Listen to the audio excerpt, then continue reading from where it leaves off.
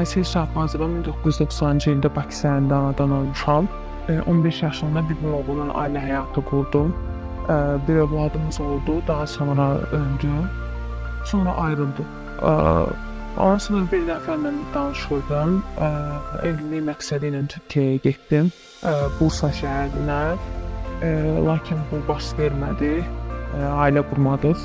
Azərbaycanlı bir xanımla tanış oldum. Bildirdi ki, Kapadokiyada bir oteldə resepsiyon işi var. Onu qəbul etdim.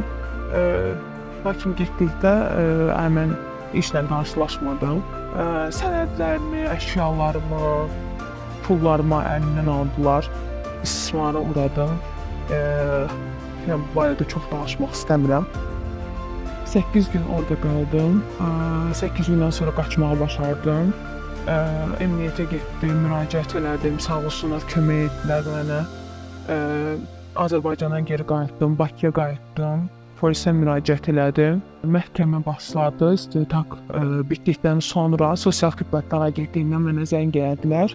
Mən də xidmətləri haqqında da məlumat verdilər. Mən də psixoloji xidmətdə yayınlanmaq istədim, çünki o dönəmdə çox sarsılmışdım. Həqiqətən mənə çox kömək oldu. Çox təşəkkür edirəm dövlətimizə. Mənə bu həyatda ikinci şansı verdilər sanki. Çox təşəkkür edirəm.